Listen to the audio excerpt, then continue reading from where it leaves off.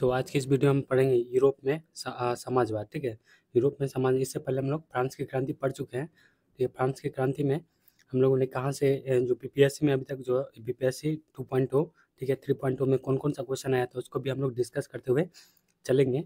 इस नोट से कितना क्वेश्चन आया बीपीएससी 3.0 में वो भी हम बताते चलेंगे, और कहाँ पे किस तरह से क्वेश्चन बनाया जाता है वो भी हम बताते चलेंगे। तो हम वीडियो को जो है ध्यान से देखेंगे। इंग्लैंड में जाने माने उद्योगपति रॉबर्ट ओवन। सबसे पहले तो यह आ जाता है कि रॉबर्ट ओवन जो है कहाँ के थे, तो ये इंग्लैंड के थे। और ये क्या थे, तो उद्योगपति थे। इंडियाना एक नया संवर्धन, ठीक है, न्यू हार्मोनी के नाम से एक नए तरह का समुदाय की रचना का प्रयास किया था। तो सीधा आएगा, न्यू हार्मोनी का जो है एक नए तरह के समुदाय की रचना किसने की थी, तो रॉबर्ट ओवन ने की थी। तो इतना बात आपको याद रखना है रॉबर्ट ओवन से।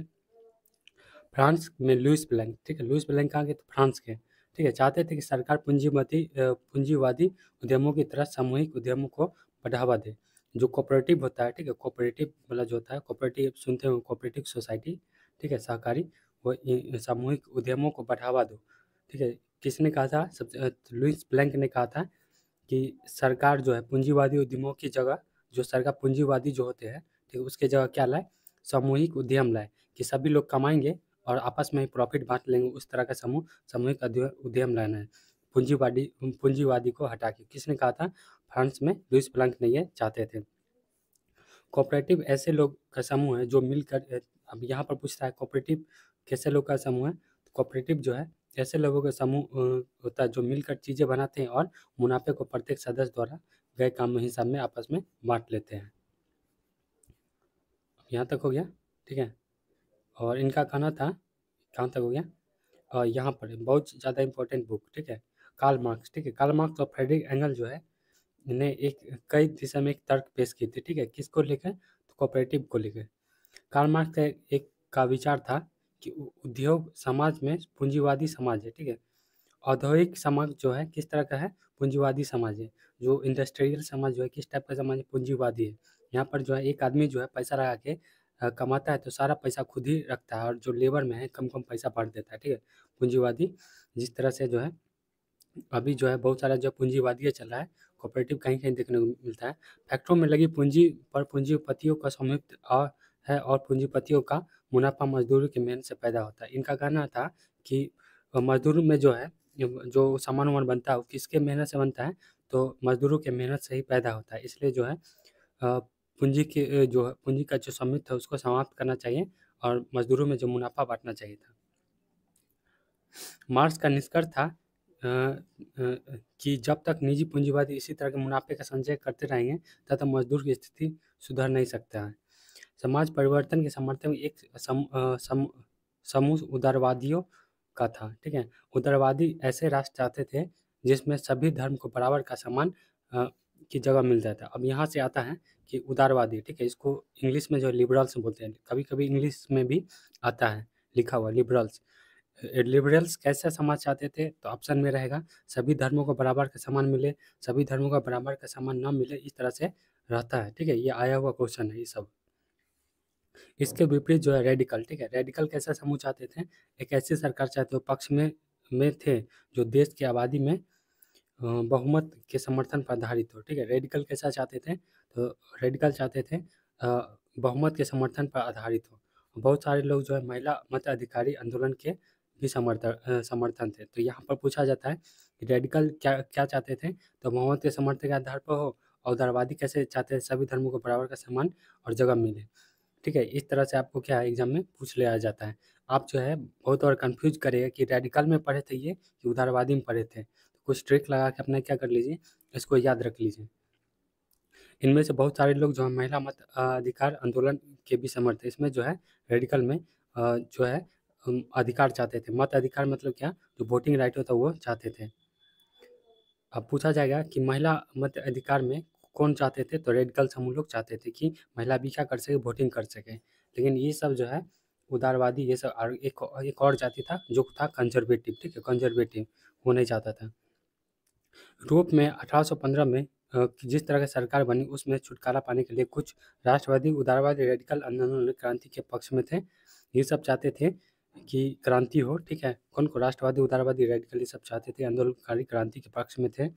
1815 के बाद जो इटली का राष्ट्रवादी गेसेप्पो ये मेजनी का नाम है, ठीक है।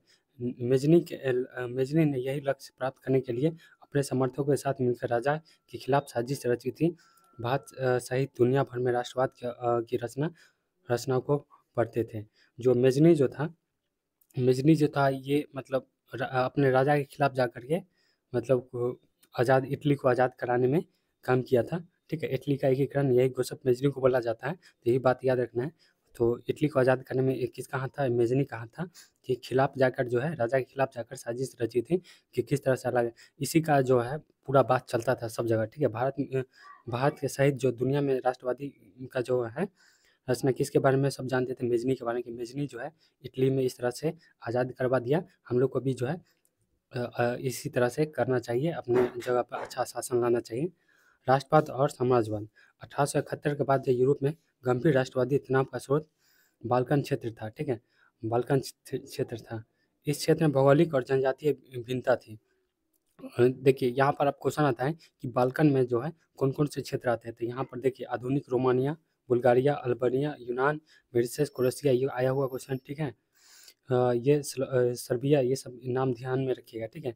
एक बार वीडियो रोक के आपको इसको अच्छे से पढ़ लीजिए। ये पूछता है कि बाल्कन क्षेत्र में कौन सा नहीं आता है, तो कभी कभी क्या होता है कि अमेरिका दे देता है, वो सब एकदम अलग हो जाता है। इस तरह से आपको याद रखना है। क्षेत्र के निवासियों को आमतौर पर सलाव से पुकारा जाता है। यहाँ पर पूछ देगा सलाव किसको कहते हैं, तो बाल्कन के क्षेत्र के आमतौर पर सलाव से पुकारा जाता था। इस तरह से आपको याद रखना है। अब हम लोग जो है देखेंगे रूसी क्रांति, ठीक है। इसके बाद देख लेते हैं, देखते हैं रूसी क्रांति। हम 1917 की अक्टूबर क्रांति के जरिए रूस की सत्ता पर समाजवादियों का कब्जा कर लिया, ठीक है। यहाँ पर आता है कभी कभी फरवरी क्रांति देता है, कभी तो अक्टूबर क्रांति देता है। तो आपको एकदम याद रखना है कि अक्टूबर की क्रांति के जरिए जो है किसका कब्जा हो गया था? समाजवादियों का कब्जा हो गया था। कब हो गया था? 1917 के बाद। कहाँ पे? तो रूस में। फरवरी 1917 में राजशाही के पतन और अक्टूबर की घटनाओं को भी अक्टूबर क्रांति कहा जाता है, ठीक है। यहाँ पर पूछा जाता है अक्टूबर की घटना 1917 का जो राजशाही का जो है पतन हो जाता है, राजा वाला जो तंत्र है उसका पतन हो जाता है, और अक्टूबर की घटनाओं को क्या बोला जाता है? अक्टूबर क्रांति कहा जाता है। अब यहाँ पर पूछा जाता है 1914 में जो रूस में है पूरे समाज पर किसका शासन था? तो जार निकोलस टू का, ठीक है। जार निकोलस टू याद रखना एकदम। कभी कभी जार निकोलस भी देता है, फर्स्ट देगा, थर्ड देगा, टू देगा, तो आपको ध्यान रखना है, ठीक है। टू है, ठीक है। 1914 में जो है रूस पे पूरे समय किसका था? तो जार निकोलस। जार जो है वहाँ का राजा को बोला जाता है, जार बोला जाता है। रूस में जो है जार का मतलब क्या होता है? तो राजा होता है। जार निकोलस टू था का शासन था। मॉस्को के आसपास जो पड़ने वाले भूक्षेत्र के अलावा आज आज का फिनलैंड, ठीक है, फिनलैंड, लथापिया, लिथुआनिया, एस्टोनिया, पोलैंड, यूक्रेन और बेलारूस कुछ हिस्से पर रूसी साम्राज्य के अंग थे। ये सब जो है रूस के अंदर आता था। 20वीं सदी के शुरुआत में रूस की आबादी का एक बहुत बड़ा हिस्सा खेती से बारे। ये बहुत ज़्यादा इंपॉर्टेंट लाइन है। ये पूछा जाता है कि रूस में जो है बहुत बड़ा आबादी शुरू में किस पे आधारित था? तो इंडस्ट्री दे देगा, ठीक है, खेती दे जाएगा, कॉटन इंडस्ट्री देगा। तो यहाँ पर देख रहे हैं एग्रीकल्चर पे डिपेंड था, तो ये खेती से बड़ी जुड़ा हुआ था। रूसी साम्राज्य में लगभग 85% जनता जो है खेती पर। देखना यहाँ पर पूछ रहा है, ये भी पूछ देगा कितना परसेंट है, ठीक है। एनसीईआरटी का लाइन है तो पूछेगा ही पूछेगा, ठीक है। ये ध्यान रखना है, 85% जो है जनता किस पे निर्भर था? तो खेती पर निर्भर था। और 1914 में जो है फैक्ट्री मजदूर और औरत की संख्या जो है 31% तक थी। उन्हें पुरुषों के मुकाबले जो कम वेतन मिलता था। तो स्टेटमेंट वाइज जो है पूछ देगा कि कितने परसेंट को जो है औरत की संख्या थी, तो 31% थी। और पूछा जाता है कि पुरुषों के मुकाबले ज़्यादा वेतन मिलता है कि कम मिलता था? यहाँ कम वेतन मिलता था कि बराबर मिलता था? यहाँ लिखा हुआ है कि कम वेतन मिलता था। मार्क्स के विचारों को मानने वाले समाजवादियों ने 1898 में रशियन, ये एकदम इम्पोर्टेंट लाइन है, ठीक है। यहाँ पूछा जाएगा कि Russian social democratic worker party का स्थापना कब हुआ? तो 1898 में हुआ, ठीक है। रूसी समाजवादी लोकतांत्रिक श्रमिक पार्टी का गठन किया गया, ठीक है। यहाँ पर Russian socialist democratic party, English में बोला जाए रशियन सोशलिस्ट डेमोक्रेटिक, ठीक है, पार्टी। यहाँ पर आपको ध्यान रखना, वर्कर्स पार्टी 1898। अब देखेंगे यहाँ 19वीं सदी के आखिरी में रूस के ग्रामीण इलाकों में समाजवादी काफ़ी सक्रिय थे। समाजवादी जो थे बहुत ज़्यादा सक्रिय हो गए थे। सामाजिक लोकतंत्र सोशल डेमोक्रेट खेमा समाजवादी क्रांतिकारियों की सम्मति नहीं था। 1905 की क्रांति रूस के एक निरंकुश राजशाही था, ठीक है। 1905 की क्रांति में जो है रूस कैसा था, तो निरंकुश राजशाही था, ठीक है। बहुत अत्याचार करता था 1905 में। 1905 की क्रांति के दौरान जो उन्हें संविधान की रचना के लिए सोशल डेमोक्रेटिक पार्टी और समाजवादी क्रांतियों के साथ लेकर किसानों और मजदूरों के बीच काफ़ी काम किया था। मतलब 1905 में जो है राजा जो है निरंकुश बहुत करता था, जिसके लड़ने के लिए कौन कौन पार्टी था, सोशल डेमोक्रेटिक पार्टी और समाजवादी क्रांतिकारियों का साथ किसान ने दिया था कि उनसे हम लोग क्या करेंगे, ये निरंकुशवादी हम लोग सहेंगे नहीं, उसको हम लोग ख़त्म करेंगे। थोड़ा धुंधला हो गया है, कंप्रोमाइज़ करेंगे, ठीक है। रूसी साम्राज्य के तहत जो है उन्हें राष्ट्रवादी जैसे पोलैंड में और इस्लाम में आधुनिकीकरण के समर्थक मुस्लिम बहुत इलाकों में, ठीक है, का भी समर्थन मिला था। मतलब उसे लड़ने के लिए बहुत जगह पर जो है पोलैंड से, ठीक है, और इस्लाम से यहाँ से उसको अब यहाँ पर जो है इसका जो है बहुत सारा जो है समर्थन किया था पोलैंड के लोगों ने, मुस्लिम बहुलक लोगों ने। अब यहाँ से इतना इम्पोर्टेंट नहीं है, यहाँ से देखिए, ठीक है। राजशाही की गद्दी को हटाने के लिए, ये गद्दी से कब हटा था, तो 1917 में राजशाही जो को जो है गद्दी से हटाने का काम कब किया गया है, तो फरवरी क्रांति होता है, ठीक है, फरवरी 1917 में हटा दिया जाता है। और उसको हटाने के बाद जो है झंडा जो है पेट्रोग्राड की जनता के हाथों में चला जाता है। और उस समय जो है बाहर से जो इसको बर्खास्त कर दिया गया था, लेनिन को उसको बुला लिया जाता है। तो अप्रैल 1917 में बोल्शेविक के निर्वासित नेता व्लादिमीर लेनिन को रूस लौट आए, ठीक है, रूस लौट आते हैं और लेनिन के नेतृत्व में बोल्शेविक, ठीक है, बोल्शेविक पार्टी 1914 में युद्ध का विरोध कर रहे थे और उनका कहना था कि अब सोवियत की सत्ता अपने हाथों में ले लेनी चाहिए। मतलब 1914 में वो बोल्शेविक पूछा जाएगा कि बोल्शेविक क्रांति नहीं, ये पार्टी बोल्शेविक का जो है पार्टी के जो है नेता कौन थे, तो लेनिन थे, ठीक है, लेनिन याद रखना है।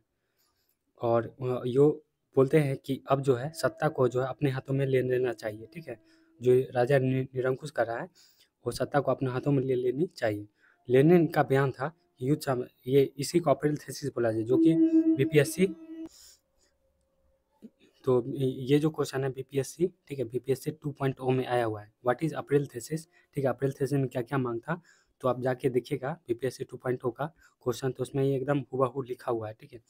युद्ध को समाप्त किया जाए, ठीक है, युद्ध को समाप्त, सारी जमीन जो किसानों में बांट दिया जाए और बैंकों का राष्ट्रीयकरण किया जाए। उपरोक्त में से एक से अधिक, उपरोक्त में से एक से अधिक नहीं। तो ये क्या, जो उपरोक्त में से एक से अधिक उसका आंसर था, जो ये सारा बात लिखा हुआ था, ठीक है। तो वह अप्रैल थीसिस इसी को बोला जाता है। जब वो बनते हैं, ठीक है, वहाँ का जो है सत्ता अपने हाथ में लेते हैं, ये सब चीज़ देते हैं, तो उसको क्या बोला जाए, अप्रैल थीसिस बोला गया था। तो ये आपको ध्यान में रखना है। देखिए कुछ क्वेश्चन हमको याद है इसलिए हम बता देते हैं, लेकिन बहुत सारा जो है क्वेश्चन आया हुआ ही क्वेश्चन है। और 16 अक्टूबर 1917 में लेनिन ने पेट्रोग्राद सोवियत में बोल्शेविक पार्टी को जो है सत्ता पर कब्जा करने के लिए राजी कर लिया और सत्ता पर कब्जा के लिए लियोन ट्रॉट्स्की के नेतृत्व में सोवियत की ओर से एक सैनिक क्रांतिकारी समिति का गठन किया। इस बात पर खुलासा नहीं किया कि योजना को किस दिन लागू किया। मतलब कब्जा कर लेता है और उसका साथ कौन देता है, लियोन ट्रॉट्स्की, ठीक है। ये मतलब रेड शर्ट, ठीक है, याद रखिए, मतलब लाल कुर्ती आंदोलन ट्रॉट्स्की से जुड़ा हुआ था, ये भी याद रखिए, इसमें दिखाया गया है। और यहाँ पर कुछ डेट है, अगर डेट देता है, ठीक है, इम्पोर्टेंट है, ये हूबहू जो है डेट जो है एनसीईआरटी में भी लिखा हुआ है, ठीक है, बॉक्स बना के लिखा गया है चैप्टर के एंड में। 1850 से 1880 में रूस में जो है समाजवाद पर बहस। 1858 में Russian socialist democratic workers party की स्थापना, ये इंपॉर्टेंट है, ठीक है। खूनी रविवार, इसको ब्लडी संडे भी बोलते हैं। और 1905 की क्रांति कब होता है, 1905 में होता है। ये भी पूछा है कि ब्लडी संडे जो है अभी आएगा आगे, किससे जुड़ा हुआ है, तो रूसी क्रांति से। 2 मार्च 1917 में जार्ज निकोलस II के द्वारा पदत्याग, मतलब जो है जार्ज निकोलस अभी पढ़ा है, 1917 में जो है पदत्याग देता है, राजशाही हट जाता है। कब तक, 2 मार्च 1917 को। और क्या था, पेट्रोग्राद में बोल्शेविक विद्रोह, पेट्रोग्राद में बोल्शेविक विद्रोह कब हो जाता है, तो 24 अक्टूबर 1917 में। और गृह युद्ध कब होता है, तो 1918-20 में होता है। 1919 में कमेंटर्स का गठन होता है। 1929 से समूहीकरण की शुरुआत, ठीक है। तो इसमें से इम्पोर्टेंट जो है एक ये हो गया, एक ये हो गया, ठीक है, और एक ये हो गया, ठीक है। 3 आपको एकदम याद रखना है। 1891 में Russian social democratic worker party की स्थापना, ब्लडी संडे मतलब खूनी रविवार, 1905 की क्रांति, और मार्च में जो 1900 से जार निकोलस का पदत्याग।